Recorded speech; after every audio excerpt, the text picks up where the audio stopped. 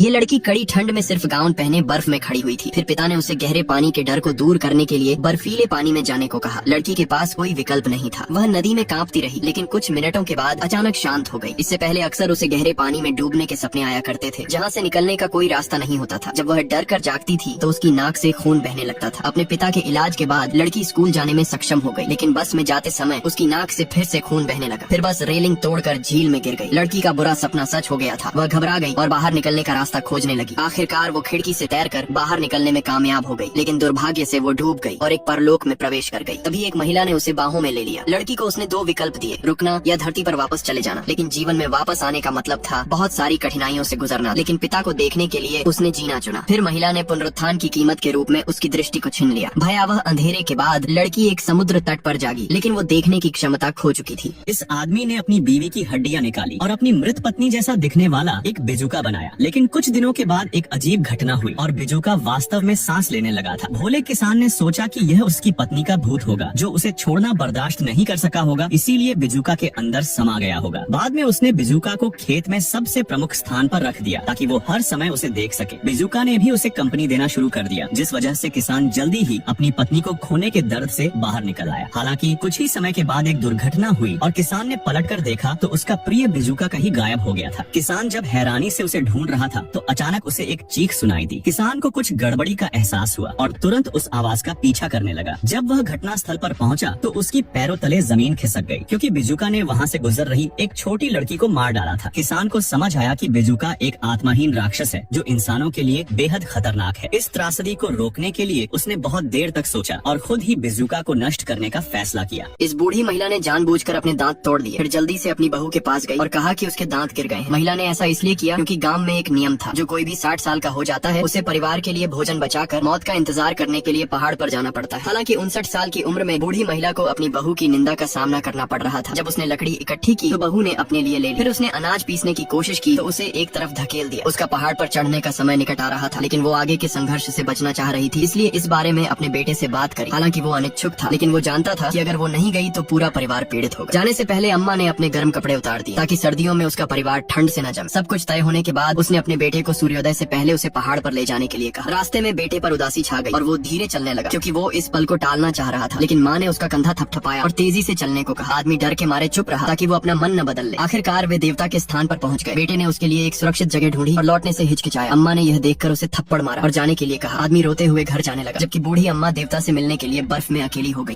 करोड़ों मधुमक्खियों का झुंड सड़क पर खड़ी एक कार पर हमला कर देता है और एक माँ बेटी उसके अंदर फंस जाते हैं। दरअसल थोड़ी देर पहले ही एक मधुमक्खियों से भरे ट्रक का एक्सीडेंट हो जाता है और लाखों मधुमक्खियां बॉक्स के बाहर निकल आती है। तभी उनकी नजर एक ट्रक ड्राइवर पर पड़ती है, जो मधुमक्खियों के हमले से भाग रहा होता है। फिर वो उनकी कार के पास आता है और दरवाजा खोलने के लिए कहता है, लेकिन माँ बेटी काफी डरे हुए थे, जिस वजह से वे दरवाजे को बंद ही रहने देते हैं और आदमी वहीं पर बेहोश हो जाता है। अचानक उनको एहसास होता है कि मधुमक्खियां उनकी गाड़ी पर इकट्ठा हो रही हैं और कुछ ही देर में वे गाड़ी को अपने छत्ते में बदल देती है। तभी कुछ मधुमक्खियां पंखे से होकर अंदर घुस आती हैं। महिला बेटी को सावधान रहने के लिए कहती है, क्योंकि लड़की को उनसे एलर्जी होती है। लेकिन फिर भी एक मधुमक्खी उसके चेहरे पर काट लेती है। लड़की को तुरंत एलर्जी शुरू हो जाती है और महिला तुरंत उसको वैक्सीन लगा देती है। लड़की एकदम ठीक हो जाती है, लेकिन मधुमक्खियां उसकी माँ पर हमला कर देती है। थोड़ी ही देर में वहाँ रेस्क्यू टीम आ जाती है और सभी लोगों को जल्दी से बाहर निकाल लिया जाता है। कार पर मधुमक्खियां ज्यादा होती है, जिस वजह से कार्बन गैस छोड़ा जाता है और कुछ ही देर में माँ बेटी को बाहर निकाल लिया जाता है।